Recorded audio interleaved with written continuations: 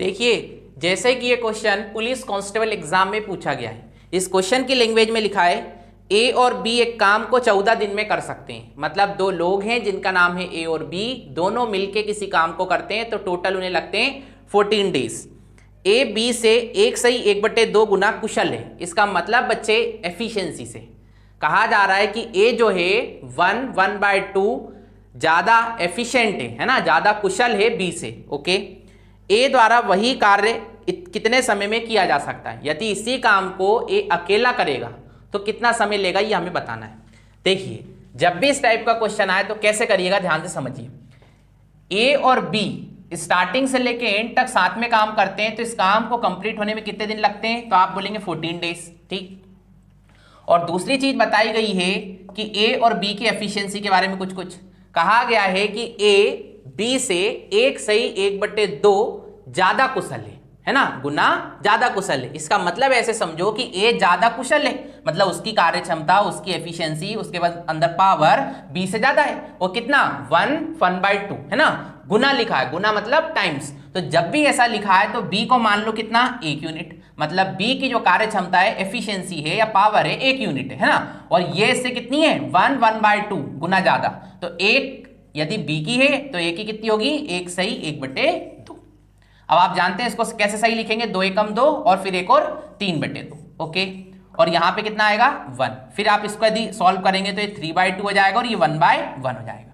Then इसके बाद 3:2। तो हम समझ गए कि भाई एफिशिएंसी का रेशियो किसकी, ए और बी का कितना आने लग रहा है, 3:2। ये सारी चीजें मैं डिटेल में करा रहा हूं, इतनी करना नहीं है, क्योंकि आपको मैं सिर्फ समझाना चाहता हूं बहुत अच्छे तरीके से, इसलिए मैं सारी चीज डिटेल में लिख रहा हूं। इसको बहुत फास्ट तरीके से करना होता है। ठीक है, तो हम समझ गए ए और बी की एफिशिएंसी आ गई 3:2।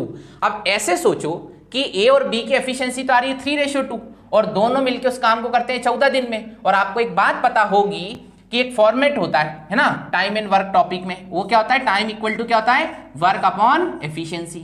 यदि मैं वर्क निकालना चाहूं तो आप क्या बोलेंगे, टाइम का मल्टीप्लाई कर दीजिए एफिशिएंसी के साथ, यही कहेंगे। तो आप ऐसे सोचो कि मुझे ना यहाँ वर्क निकालना है कि आखिर वो काम क्या है जिसको ये लोग करते हैं। तो आप बोलेंगे सर वर्क निकालना है ना, तो टाइम में मल्टीप्लाई करो एफिशिएंसी का।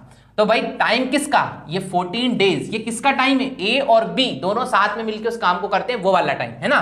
तो हम निकालेंगे टोटल वर्क, और कैसे मिलेगा, डेज है ना, टाइम इंटू एफिशिएंसी करना है, तो टाइम 40। और दोनों का चूंकि टाइम आया, दोनों साथ में मिलकर काम करते हैं, तो दोनों की मिला के एफिशिएंसी आएगी, और दोनों की मिला के एफिशिएंसी कितनी होगी, तो आप बोलेंगे 5। तो हमें पता चल गया टोटल वर्क कितना है, 14 × 5 मतलब कि 70 यूनिट। ओके, अब चूंकि हमें काम किससे कराना है, तो आप बोलेंगे ए से कराना है। तो जिससे काम कराना होता है, ठीक है ना, और निकालना क्या है, ए का टाइम। तो आप जानते हैं जब टाइम निकालना होता है क्या करते हैं, वर्क अपॉन एफिशिएंसी। तो वर्क कितना है, तो आप बोलेंगे 70, और कराना किससे, ए से, तो ए की एफिशिएंसी क्या है, तो आप बोलेंगे 3। तो जस्ट ये आ गया अपना, और चूंकि ये काय में है तो चूंकि ये तो एफिशिएंसी डेज है ना, तो ये इतने दिन लगेंगे, 70/3 दिन, 70/3 दिन लगेंगे यदि ए अकेला इस काम को करेगा तो, है ना। बहुत ही सिंपल क्वेश्चन होते हैं। इन क्वेश्चन में बच्चा जहां गलती कर जाता है वो सिर्फ एक चीज होती है, वो ये कि यहां वो कंफ्यूज हो जाता है। एफिशिएंसी तो निकाल लेता है, और 14 डेज का फिर यूज कैसे होगा। तो मैंने क्या कहा, इस फॉर्मेट को ध्यान रखिएगा।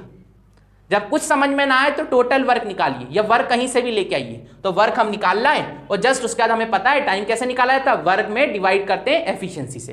तो ये वर्क और एफिशिएंसी किसकी, जिसका हमको टाइम पीरियड निकालना है, ए का निकालना है, तो ए की एफिशिएंसी, है ना।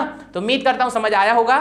ऐसे क्वेश्चन बहुत जगह पूछे जाते हैं जब भी आप स्टेट गवर्नमेंट के कोई भी वनडे कॉम्पिटिटिव एग्जाम को फेस कर रहे होंगे। तो उम्मीद करता हूं समझ अच्छे से आ रहा होगा। Thank you.